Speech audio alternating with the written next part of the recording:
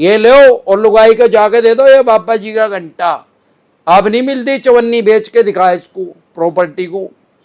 साथियों, unsecure loan में आप क्या क्या कर सकते हैं भाई? सिक्योर लोन में तो प्रॉपर्टी की धमकी देते हैं, उसका मैंने बता ही दिया। निंजा टेक्निक यूज करके निकलो, अपने एडवोकेट से मिलो, बहुत से पॉइंट होते हैं उनको यूज करो। ये भी इनलीगल तरीके से आपकी प्रॉपर्टी को बचा एक्शन करने की कोशिश करते हैं। अनसिक्योर लोन है तो क्या कर सकते हैं? ज्यादा से ज्यादा चेक बाउंस का, ईसीएस बाउंस का, अरे उसमें कुछ नहीं बिगड़ेगा। सबसे ज्यादा प्रॉब्लम कहां आ रही है लोगों को? मल्टीपल लोन वालों को, आर्बिट्रेशन की वजह से। भाई अगर आज इन्होंने चेक बाउंस का या ईसीएस बाउंस का केस किया और आपने उसमें बेल करवा ली, जमानत करवा ली, कोर्ट की अवमानना नहीं की, तो मान्य सुप्रीम कोर्ट तक जाते होते 40-45 साल लगेंगे। लेकिन अगर आपने आर्बिट्रेशन को अवॉइड कर दिया, उसको ध्यान नहीं दिया, उसको इग्नोर कर दिया, वो तो 4 महीने में ही, 40-45 साल नहीं, 3-4 महीने में ही ऑर्डर दे देते हैं, जिसको कानून की भाषा में अवॉर्ड बोलते हैं, डिसीजन दे देते हैं। और आपके मकान में जो भी फर्नीचर रखा है उसको अटैच करने के ऑर्डर दे सकते हैं। ये उनके पास राइट्स हैं, अधिकार हैं। आपका bed, sofa, TV, fridge, AC, cooler, washing machine, ये अटैच करने के ऑर्डर दे सकते हैं, जो भी आपकी चल संपत्ति है। अब दिक्कत मल्टीपल लोन वालों को क्या आ रही है? भाई अगर आपने 5 लोन लिए हैं या आपने 15 लोन ले रखे हैं, सारे अनसिक्योर लोन है, सारे के सारे आर्बिट्रेशन की प्रक्रिया करेंगे। हर बैंक एनबीएफसी का मिलेगा, इनके पास ये एक हथियार है, ब्रह्मास्त्र, जिसको ये यूज करते ही करते हैं। और क्रेडिट कार्ड में तो 100% करेंगे, 99 नहीं। क्यों? क्योंकि आपके ऊपर चेक बाउंस का केस ये कर नहीं सकते, ईसीएस बाउंस का ये केस कर नहीं सकते, क्योंकि आपने ईसीएस नहीं लगा रखा। ये इनके पास एक वेपन है, उस वेपन को खुंडा कर दो, उसकी दार खराब कर दो। दिक्कत कहां है? लोग उसको इग्नोर कर रहे हैं, बार बार इग्नोर कर रहे हैं। अरे अगर उसको बार बार इग्नोर कर रहे हैं तो भाई अगर 10 लोन है तो 10 आर्बिट्रेशन की प्रक्रिया होंगी। अब जो पहले कर देगा वो अटैच करने का ऑर्डर दे देगा, फिर पुलिस आएगी, फिर आप रोक नहीं पाओगे उसको, फिर तो बेड भी ले जाएगी उठा के, फिर नीचे सोने की तैयारी करो अपनी, लुगाई भी गाड़ियां देगी भाई।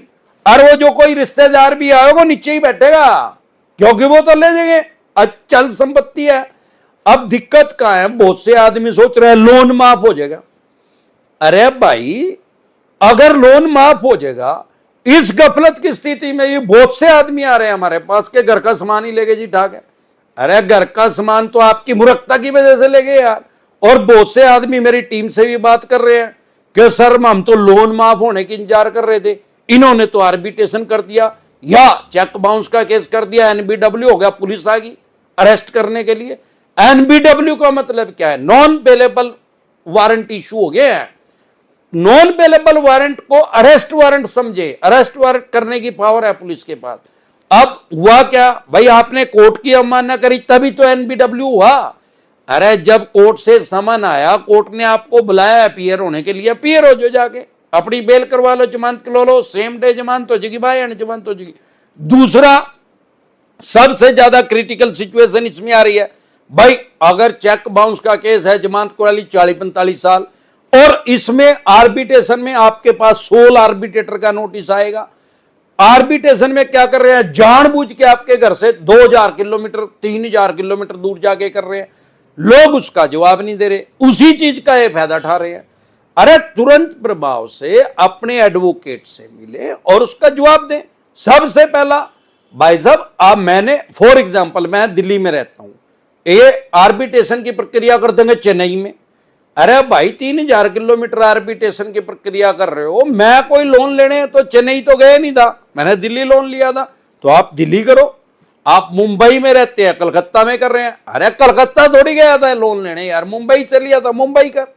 तो जिस भी आप स्टेट में रहते हैं, जिस भी डिस्ट्रिक्ट में रहते हैं, जिस भी सिटी में रहते हैं भाई, आर्बिट्रेशन एंड कंसोलिडेशन एक्ट 1996 में एक कानून बना जो आर्बिट्रेटर है, इस नाम का कोई जज नहीं है हमारे देश में यार। रोज बता रहा हूं, बार बार बता रहा हूं, 3000 बार से भी ज्यादा बता चुका हूं, 3000 से ज्यादा वीडियो डल चुके हैं हमारी। दिक्कत कहां है कि कुछ राइट्स हैं इसके पास, ये मीडिएटर है, मध्यस्थ है, बिचौला है, ये दोनों पक्षों की बात सुनेगा और फिर एक डिसीजन देगा जिसको अवार्ड बोलते हैं। अब दिक्कत कहां है, दोनों पक्षों की बात क्यों नहीं सुन पा रहा? अरे भाई साहब, वो कर आपके घर से 3000 किलोमीटर रहे है, आप उसका जवाब ही नहीं दे रहे, उसको चैलेंज ही नहीं कर रहे, उसको रोक ही नहीं रहे, तो ये मान लिया जाएगा कि आपने एक्सेप्ट कर लिया, आपको कोई इतराज ही नहीं है, वो 3000 किलोमीटर आपकी आर्बिट्रेशन की प्रक्रिया करें, फिर आप उसको टेंड नहीं कर रहे। अरे नहीं टेंड कर रहे तो वो वन साइड डिसीजन देगा ना, वो कहेगा भाई मैंने तो इसको नोटिस दिया था, इसने तो कोई ऑब्जेक्शन करी नहीं। कल को आप स्टे लेने के लिए भी जाओगे उसके खिलाफ, तो उसका वकील आके ये बोलेगा कि सर हमने इसके पास नोटिस भेजा, इसने पैसे ले रखे थे बैंक एनबीएफसी कंपनी से, या क्रेडिट कार्ड ले रखा था, या किसी भी तरह का लोन ले रखा था, इसने वो नोटिस ले लिया या मेल पे देख लिया, चेक कर लिया, इसके बाद ये आ ही नहीं रहा। अब जब ये आ ही नहीं रहा तो इसको, इसका मतलब कोई इतराज ही नहीं है, इसने कोई ऑब्जेक्शन ही नहीं किया, और दूसरा ये आ नहीं रहा तो हमने वन साइड डिसीजन दे दिया, भाई ये तो फ्रॉड है, और इसका समान अटैच करो। अब उसने अवार्ड पास कर दिया, उसमें क्या क्या पावर है, आपका घरेलू सामान अटैच कर सकते हैं, जो भी चल संपत्ति है उसको अटैच कर सकते हैं, आपका कोई भी व्हीकल है, scooter, motorcycle, car, jeep, truck, बस, उसको अटैच करने के ऑर्डर दे सकते हैं, लेकिन उसमें एक क्लोज है, अगर वो व्हीकल आपने पहले ही लोन पे ले रखा है अन्य किसी बैंक से, तो उसको अटैच करने के ऑर्डर नहीं दे सकता, क्योंकि ओनरशिप जो है, मालिकाना हक जो है उस बैंक एनबीएफसी कंपनी के पास है, वो आर्बिट्रेटर उसको अटैच करने के ऑर्डर नहीं दे सकता, उसके ऊपर इंप्लीमेंट नहीं होंगे, लागू नहीं होंगे उसके ऑर्डर। हाँ, कोई व्हीकल आपके नाम, उस पर लोन ही नहीं है तो वो अटैच हो सकता है, या कोई व्हीकल ऐसा है जिसपे पहले लोन था अब वो क्लियर है, वो भी अटैच हो सकता है। डज नॉट मैटर, वो बस है, कार है, जीप है, ट्रक है, कोई भी चीज है, वो अटैच करने के उसको ऑर्डर दे सकता है। तीसरा, आप सैलरीड हैं, गवर्नमेंट जॉब करते हैं, प्राइवेट करते हैं, वो आपकी 50% सैलरी को काटने के ऑर्डर दे सकता है आपके एम्प्लॉयर को, और उसको मानने पड़ेंगे, मानेगा उसको। अब दिक्कत कहां आ रही है, लोग अवेयर नहीं है, जागरूक नहीं है। अरे यार, वो आर्बिट्रेशन की प्रक्रिया ऐसे नहीं कर सकता बगैर नोटिस भेजे, यह फुद्दू नहीं बना सकता, अरना बनाता, वो तो लीगल तरीके से, कानूनी रूप से बेवकूफ बना रहे हैं पब्लिक को, क्योंकि वो अवेयर नहीं है, जागरूक नहीं है। उसने आपके पास नोटिस भेजा, आप अपने एडवोकेट से तुरंत संपर्क करें, और बहुत से पॉइंट होते हैं आर्बिट्रेशन को रोकने के लिए, वो सारे पॉइंट लिख के उसके पास भेज दें, उसके बाद उसका जवाब ही नहीं आर्बिट्रेटर के पास, आर्बिट्रेशन की प्रक्रिया होगी नहीं। दिक्कत कहां है, अब लोग सोच रहे हैं यार 5 लोन है मेरे तो, या मेरे तो 8 लोन है, अरे मैं कह रहा मान लो 5 लोन है, लोग क्या सोचे यार एक बार एडवोकेट के पास जाएंगे का इच्छुक है, तो भगवान भी देखता है, सारी कायनात उसके पीछे लग जाती है उस काम करने के लिए। तो जिद्दी तो होना पड़ेगा, अपने राइट्स जान के उसको इंप्लीमेंट करो, लागू करो। चाणक्य जी ने 3000 साल पहले किया था। अधूरा ज्ञान हमेशा हानिकारक है भाई। कभी भी जिंदगी में हमारे फादर साहब कहते थे 2 बंदे गलत नहीं करने चाहिए, एक तो डॉक्टर गलत नहीं करना चाहिए, आपने कोई गलत डॉक्टर कर लिया, उससे मेडिसिन लेने लगे, भगवान ना करे वो आदमी मर गया, तो सारी उम्र अफसोस रहेगा कि यार यो झोला छाप डॉक्टर था, इससे दवाई ली, अगर मैं किसी और से लेता तो शायद हमारा वो आदमी दादाजी आज जीतते होते। फॉर एग्जाम्पल, दादाजी अगर हरिद्वार चले गए तो शायद बच जाते, अगर बढ़िया डॉक्टर से ली और फिर भी वो एक्सपायर हो गए, अरे 1% तो फिर भी मरे यार, जिसकी यार हो सारे देश का कितना मर्जी बड़ा डॉक्टर हो, सारी दुनिया को, कोई भगवान थोड़ी है, फिर गम नहीं होता, फिर मलाल नहीं होता।